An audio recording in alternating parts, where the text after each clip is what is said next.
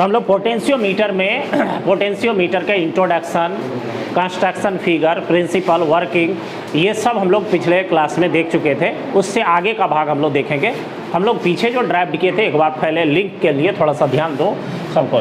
तो हम लोग पोटेंशियोमीटर से क्या करते, तो हम लोग किसी सेल के ईएमएफ को ज्ञात करते, या फिर हम लोग कह सकते हैं कि परिपथ में या वैद्युत परिपथ में किन्हीं दो बिंदुओं के बीच का विभवांतर भी हम लोग मापते हैं। तो हम लोग इसके लिए फार्मूला यहाँ ड्राफ्ट कर लिए थे।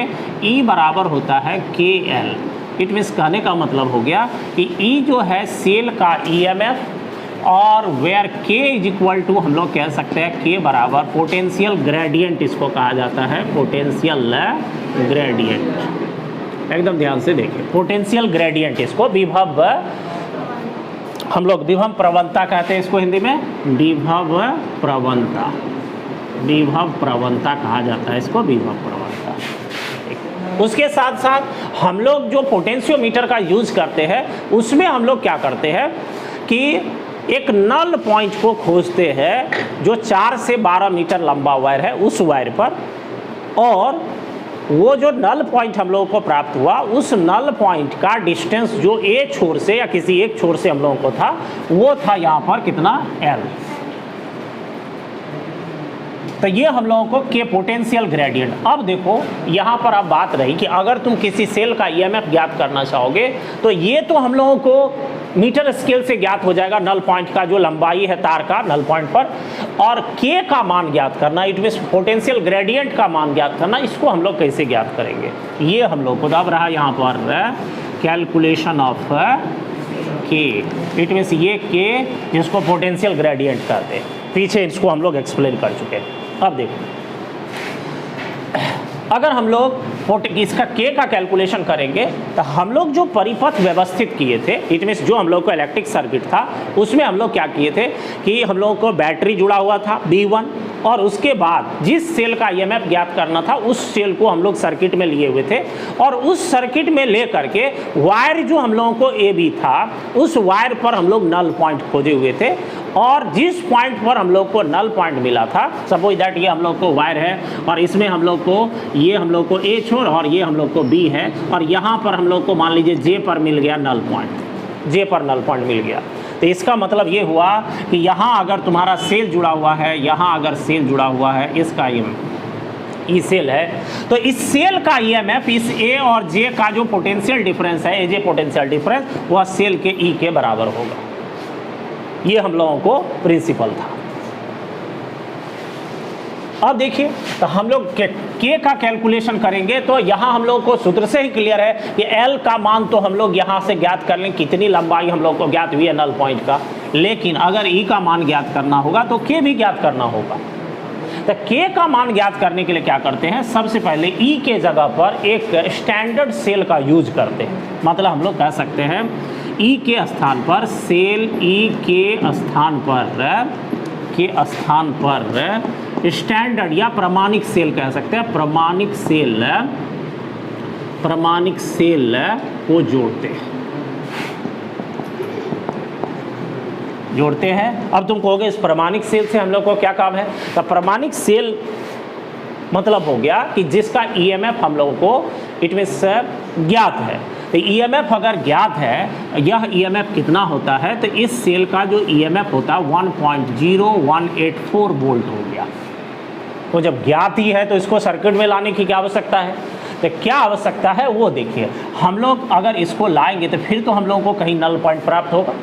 तो मान लेते हैं वो नल पॉइंट हम लोग को L' डिस्टेंस पर प्राप्त हुआ। तो ऐसी स्थिति में हम लोग कह सकते हैं जो हम लोगों को फार्मूला E बराबर KL, तो हम लोग जो प्रमाणिक सेल को लाए हैं उसके जगह पर, तो प्रमाणिक सेल के लिए भी E बराबर हम लोग को हो जाएगा KL के जगह L'। हम लोग को मान तो निकालना है K का, तो K बराबर हो जाएगा E/L'। एकदम ध्यान से फिर से, firstly we are calculating EMF of a cell and value of this EMF is equal to KL derived from हम लोग कह सकते हैं प्रीवियस वर्किंग एक्सप्लेनेशन। ये हम लोग को पहले से पिछला जो हम लोग एक्सप्लेनेशन किए उससे हम लोग को ज्ञात है, और हम लोग ये देख चुके हैं कि अगर ई ज्ञात करेंगे तो एल तो हम लोग को यहाँ जो अभिच्छेद बिंदु नल पॉइंट है उसका जो हम लोग को डिस्टेंस है, जो लंबाई है वायर पर, वो हम लोग को मीटर स्केल से ज्ञात हो जाएगा। हम लोग को निकालना क्या है, के। तो इसलिए we are explaining under calculation of के।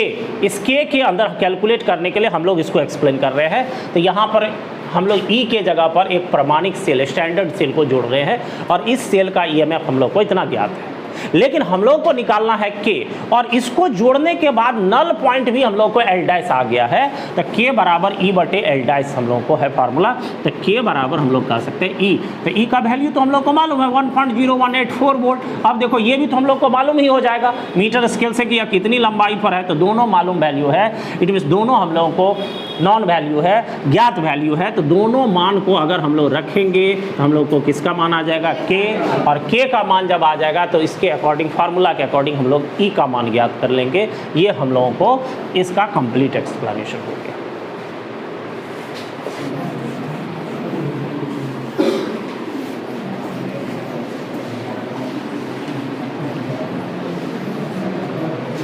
चल अब हम लोग आगे बढ़े। फिर तो हम लोग अब इसमें देख रहे हैं कि इसके मदद से हम लोग क्या करते हैं, पोटेंशियोमीटर के मदद से, कि दो सेल के ईएमएफ का भी कंपैरिजन कर सकते हैं और किसी सेल के इंटरनल रेसिस्टेंस का भी कैलकुलेशन कर सकते हैं। तो कैसे होगा यह दोनों, इस पर हम लोग बात करें। इट मीन्स अब हम लोग पोटेंशियोमीटर का यूज़ कर रहे हैं दो सेलों के ईएमएफ की तुलना के लिए। मतलब हम लोग कह सकते हैं यहाँ पर दो सेलों के ईएमएफ की तुलना, ईएमएफ की तुलना, comparison of EMF of two cells. देखो दो सेल के ईएमएफ की तुलना करना, कंपैरिजन करना। तो हम लोग यहाँ पर सबसे पहले क्या करेंगे, जिस दो सेल का ईएमएफ ज्ञात करना हो उसके लिए हम लोग पोटेंशियोमीटर में परिपथ को व्यवस्थित करेंगे। तो परिपथ को व्यवस्थित करने के लिए यहाँ पर चित्र को पहले ध्यान से देखो। पहले तो सबको देख रहे हो कि पोटेंशियोमीटर में हम लोग को 4 से 12 मीटर लंबा वायर होगा। तो उस वायर को पहले हम लोग को दिखाना, और यह सभी वायर आपस में एक तांबे की पत्ती से जुड़ा हुआ होता है। इसको थोड़ा सा हम लोग ज़्यादा डार्क कर देंगे यहाँ पर, ये तांबे की पत्ती के साथ। एकदम ध्यान से देखिए सारी बातें एकदम आराम से इजी वे में हम सब बात को रख रहे हैं, और सबको अगर जो ध्यान दे देंगे सबको समझ में आएगा, नहीं समझ में आने की कोई बात ही नहीं। इट मीन्स हम लोग को वायर हो गया, इसका एक छोर ए और दूसरा एंड हो गया बी। अब हम लोग ये देखें कि इस सिस्टम में हम लोग को कहीं ना कहीं एक बैटरी भी होगा, और बैटरी का क्या रोल है ये हम लोग पिछले क्लास में डिस्कस कर ही लिए। इसको हम लोग B1 लिख देते हैं। और यहाँ पर फिर हम लोग एक की, यहाँ पर की को हम लोग के से, और रिहोस्टेट इट मीन्स धारा नियंत्रक के लिए भी हम लोग यहाँ सिस्टम कर ले, और इसको हम लोग जोड़ लें। अब देखिए फिर हम लोग को अब जिस दो सेल को यहाँ पर ईएमएफ जिसका कंपैरिजन करना है, उस दोनों सेल को हम लोग एक 2 वे सिस्टम में लेते हैं। 2 वे सिस्टम में दोनों में हम लोग को की होगा, एक को हम लोग K1 और दूसरे को हम लोग K2 मान लेते हैं। और इस 2 वे सिस्टम को हम लोग यहाँ पर एक गैल्वेनोमीटर के साथ साथ इसको यहाँ पर तो दिखा सकते हो इस तरह से, ये हो गया स्लाइडिंग जॉकी जी। और ये हम लोग को वायर है स्लाइडिंग जॉकी वाला, और यहाँ हम लोग गैल्वेनोमीटर की सुई को देखेंगे जहाँ पर नल पॉइंट खोजना हम लोग को, ये गैल्वेनोमीटर। अब 2 वे सिस्टम में एक सेल E1 और दूसरा हो गया E2, और दोनों को हम लोग यहाँ पर जोड़ेंगे। देख लीजिए अब ध्यान से एकदम देखते जाए, बातों को हम सीधे बोर्ड पर एकदम लिख रहे हैं छोटे छोटे सेंटेंस करके, जो हम लोग को प्रक्रिया है, जो प्रोसेस है, और उसके अकॉर्डिंग एक्सप्लेन होगा। तब बात यहाँ पर सबसे पहले क्लियर है कि हम लोगों को पहले इसका सिद्धांत तो सबको मालूम है कि अगर मान लीजिए हम लोग को यहाँ 2 की है, और हम लोग सिस्टम के लिए सबसे पहले B1 से यहाँ पर हम लोग को K1 K2 2 की है, तो एक की को ओपन करेंगे, एक को हम लोग क्लोज करेंगे, मतलब एक को ऑन दूसरे को ऑफ। तो हम लोग इसको मान लो क्लोज करते हैं, इट मीन्स इसको ऑन करते हैं, इसको ऑफ करते हैं। तो इसका मतलब ये तो सर्किट में नहीं है अभी, ये सर्किट में नहीं है तो सिर्फ E1 है और B1 है। तो B1 से जब धारा प्रवाहित होगी और E1 से हम लोगों को यहाँ जुड़ा ही हुआ है सर्किट में, तो अब हम लोग को कहीं ना कहीं नल पॉइंट प्राप्त होगा ना नल पॉइंट। अब चलिए तो एकदम बिल्कुल इजी वे में हम लोग कह सकते हैं यहाँ पर कि हम लोगों को E1 तथा E2 दो सेल्स के EMF की तुलना करनी है, EMF की तुलना करनी है।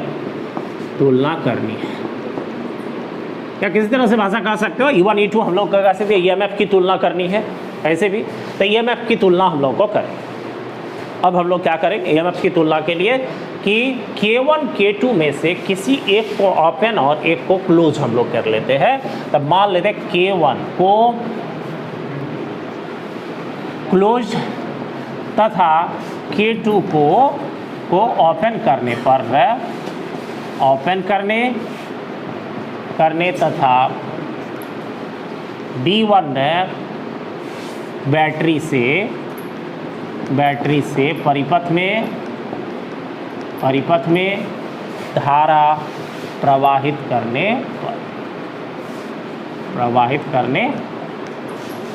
अब देखिए तो हम लोग को तो एक प्रकार से यह वाट का काम कर रहा है। नाप तो हम लोग इससे रहे हैं और किसको माप रहे हैं? E1 को। तब हम लोग इस वायर पर क्या खोजेंगे? Null point. मतलब कहाँ पर शून्य, गैल्वेनोमीटर की सुई में विक्षेप शून्य होता है। तो अभी हम लोग को ये नहीं है परिपथ में, अभी सिर्फ E1 है। तो हम लोग यहाँ पर अब कह रहे एक को क्लोज एक को ओपन किए, तो हम लोग यहाँ कह सकते हैं कि पॉइंट ए से नल पॉइंट की दूरी हो जाएगा कितना? हम लोग को L1 इसको मान लेते हैं। देख रहे अब सिस्टम में हम लोग तार को इधर उधर खिसका कर नल पॉइंट प्राप्त कर लिए और नल पॉइंट हम लोग को कितना? L1 पर प्राप्त हुआ। तो अकॉर्डिंग टू फार्मूला हम लोग का इसीलिए E1 बराबर फार्मूला हो जाएगा KL1, क्योंकि E बराबर KL होता फार्मूला हम लोग अभी जस्ट देखें। अब हम लोग फिर क्या करते हैं कि K1 को पुनः अगेन हम लोग कह सकते हैं, अगेन पुनः K1 को हम लोग ओपन तथा K2 को क्लोज करने पर E2 परिपथ में आएंगे तथा वायर पर नल पॉइंट प्राप्त होगा। नल पॉइंट प्राप्त होगा। अब नल पॉइंट प्राप्त होगा मतलब नल पॉइंट को खोजना पड़ेगा। नल पॉइंट जब हम लोग को प्राप्त हो जाएगा तो फिर इस नल पॉइंट का ए से कुछ ना कुछ डिस्टेंस होगा। तो हम लोग मान लेते हैं ए से नल पॉइंट की दूरी या नल पॉइंट की दूरी की बात करते हैं हम लोग, मान लेते हैं यह दूरी हो गया L2।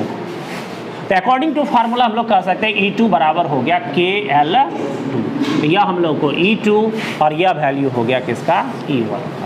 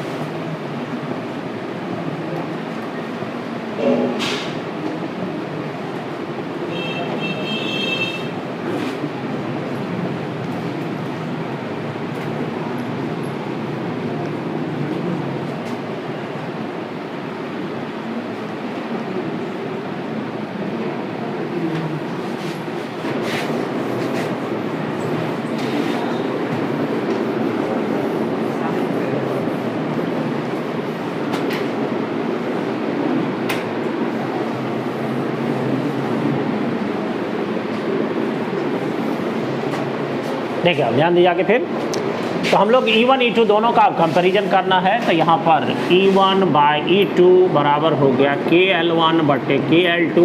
तो ये दोनों कैंसिल ही हो जाएगा। तो E1 बटे E2 बराबर हो गया L1 बटे L2। ये हम लोग को हो गया। कंपैरिजन। यहाँ पर ये चीज़ थोड़ा सा कंफ्यूज नहीं करोगे, E1 E2 जो हम लोगों को सेल है उसको सेल के टर्म में भी EMF के टर्म में भी हम लोग यूज़ किए हैं, तो वो चीज़ तुमको थोड़ा सा समझ में आनी चाहिए, ये जनरल बात ही है दोनों का कंपैरिजन। अब रहा इसका दूसरा काम क्या है, इसके मदद से हम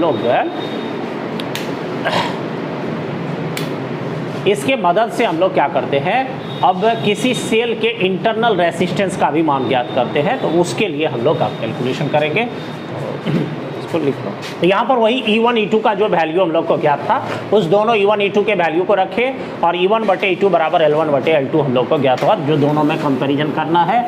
तो इसके लिए हम लोगों को दोनों लंबाई मीन्स लर्न पॉइंट की जो लंबाई है वो ज्ञात होनी चाहिए। अब देखिए दूसरा इसका अब हम लोग को काम है कि इसके मदद से हम लोग किसी सेल के इंटरनल रेसिस्टेंस को भी ज्ञात कर सकते हैं, और इंटरनल रेसिस्टेंस को हम लोग कैसे स्मॉल r से दिखाते हैं। तो हम लोग कह सकते हैं अभी कि किसी सेल के इंटरनल रेसिस्टेंस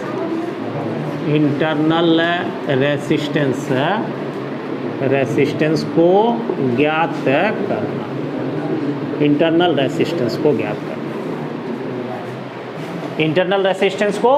तो यहाँ पर इंटरनल रेसिस्टेंस के लिए हम लोग स्मॉल r देख लो। अब इसके लिए भी तुमको परिपथ की व्यवस्था कैसे होगा उसको रिकॉर्ड करना। मान लो यहाँ पर हम लोग जिस सेल का EMF ज्ञात करते हैं उसको हम यहाँ पर लेते हैं E, और यहाँ से इस की को अभी हटा देते हैं, या 2 वे सिस्टम है पहले हम बता दिए, और यहाँ पर E2 के जगह हम लोग क्या करते हैं, एक रेसिस्टेंस बॉक्स को लेते हैं, रेसिस्टेंस बॉक्स, और यहाँ पर हम लोगों को ये इसको K1 और इसको K2 मान लेते हैं इस बार, और हम लोगों को सारा सिस्टम पहले की तरह ही है। देखिए अब जिस सेल का हम लोगों को रेसिस्टेंस इंटरनल रेसिस्टेंस निकालना वो हो गया E, इसका इंटरनल रेसिस्टेंस मतलब स्मॉल r का मान निकालना है। तो क्या सिस्टम क्या प्रक्रिया अपनाएंगे उसके लिए, तो सबसे पहले क्या करना है, हम लोग जो परिपथ की व्यवस्था है वो तो हम लोग को है ही, यहाँ पर हम लोगों का जो बैटरी है वो भी V1, तो हम लोग इसमें सबसे पहले देख लीजिए इस K2 को हम लोग ओपन रखेंगे। ओपन रखने का मतलब हो गया कि अभी तुम्हारा यह परिपथ में नहीं है, तो नहीं है परिपथ में तो सिर्फ परिपथ में सेल होगा और बैटरी से धारा प्रवाहित होगी। तो हम लोग को कहीं ना कहीं नल पॉइंट खोजना है, वह नल पॉइंट हम लोग को कहीं ना कहीं मिल जाएगा। तो हम लोग अभी कह सकते हैं यहाँ पर यहाँ कि ये तुम्हारा हो गया, इसको हम लोग नामांकित कर दें, ये रेसिस्टेंस बॉक्स हो गया, रेसिस्टेंस बॉक्स। हम लोग को यहाँ पर हम लोग कह सकते हैं सेल E के इंटरनल रेसिस्टेंस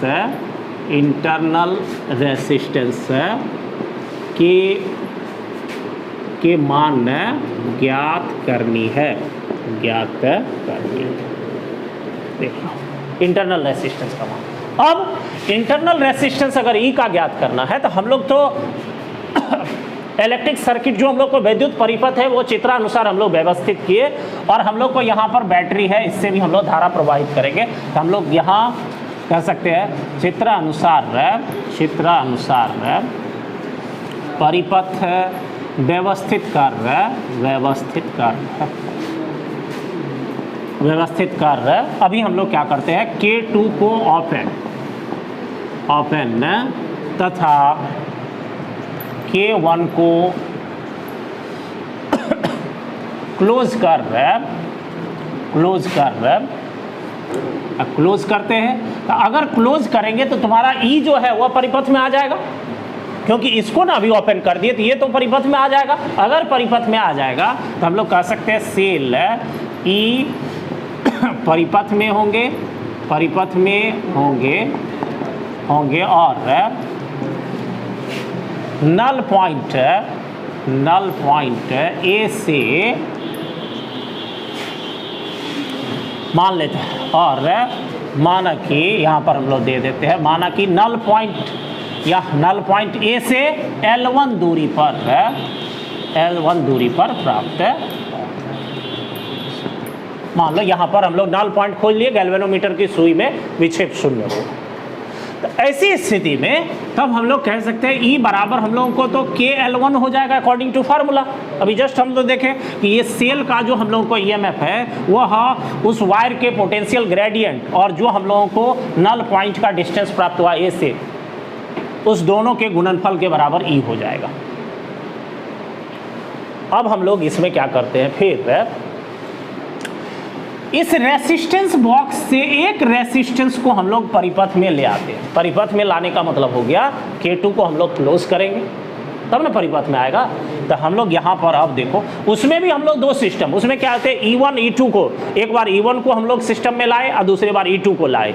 E1 को लाए तो नल पॉइंट L1 डिस्टेंस पर, और अगर हम लोग E2 को लाए तो डिस्टेंस L2 दूरी पर। तो E1 बराबर KL1 और E2 बराबर KL2, और दोनों का कंपेरिजन के लिए भाग दिया। बस यही सिंपल थ्योरी था।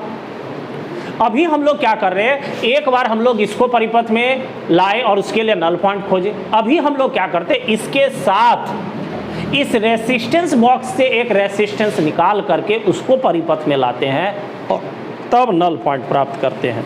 तो हम लोग कह सकते हैं यहाँ पर रेसिस्टेंस बॉक्स है, रेसिस्टेंस बॉक्स से प्रतिरोध R को परिपथ में लाते हैं, परिपथ में लाते हैं। तो अब देखो परिपथ में जब R को लाए तो इसका मतलब अभी हम लोगों को वायर का रेसिस्टेंस क्या हो गया, R। तो अब इस हम लोग ऐसे कह सकते हैं, परिपथ में लाते हैं तो प्रतिरोध है R के छोरों या इंड्स के बीच पोटेंशियल डिफरेंस भी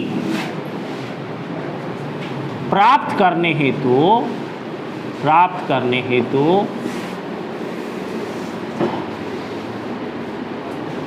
वायर पर नल पॉइंट प्राप्त करते हैं। मान लो नल पॉइंट प्राप्त करते हैं, इस बार रेसिस्टेंस ला करके नल पॉइंट प्राप्त कर रहे हैं। तो वो नल पॉइंट हम लोग मान लेते हैं ए से नल पॉइंट का डिस्टेंस है, नल पॉइंट का डिस्टेंस हो गया, यहाँ पर मान लेते हैं हम लोग कितना, ये डिस्टेंस हो गया L2। तो निश्चित रूप से अब देखो यहाँ पर तो हम लोग प्रतिरोध ना ले आए हैं, तो अगर प्रतिरोध ले आए हैं तो हम लोग को E के जगह यहाँ पर हम लोग को अब भी होगा, क्योंकि हम लोग यहाँ पर किस चीज़ की बात कर रहे हैं, पोटेंशियल डिफरेंस। तो भी बराबर हो जाएगा फिर, क्योंकि E और भी दोनों का यूनिट वोल्ट ही होता है, क्वांटिटी एक ही है। दोनों में क्या अंतर है, पीछे विभवांतर और विद्युत वाहक बल में क्या अंतर है, हम लोग पीछे पूरा डिस्कस किए इसके बारे में।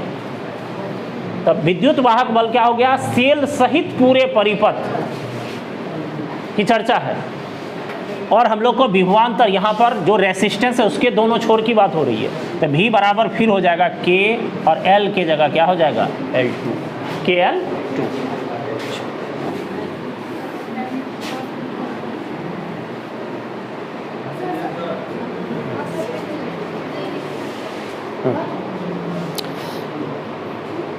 हाँ एक मिनट आप फिर ध्यान दीजिए एक बार सर, हम लोग को यहाँ पर E/V ज्ञात करना है सपोज दैट। तो E का वैल्यू आ गया KL1 और V का हो गया KL2, ये दोनों कैंसिल हो जाएगा, तो E/V बराबर हो गया L1/L2, ये तुमको E/V1। लेकिन हम लोगों को प्राप्त करना इंटरनल रेसिस्टेंस। तो सेल का आंतरिक प्रतिरोध है, सेल का आंतरिक प्रतिरोध का फार्मूला होता है, प्रतिरोध ये R बराबर होता है R इंटू E/V माइनस 1। ये तो बराबर हम लोग R बराबर कह सके E/V का वैल्यू आया R इंटू L1/L2 अब माइनस 1। ये हम लोग ज्ञात कर लेते हैं इंटरनल रेसिस्टेंस का। देख रहे जो हम लोग को E का E भी है, V भी दोनों मालूम है, E/V का मान रखे E/V आ गया, और इसमें इंटरनल रेसिस्टेंस के फार्मूला में रखे तो हम लोग को इंटरनल रेसिस्टेंस आ गया।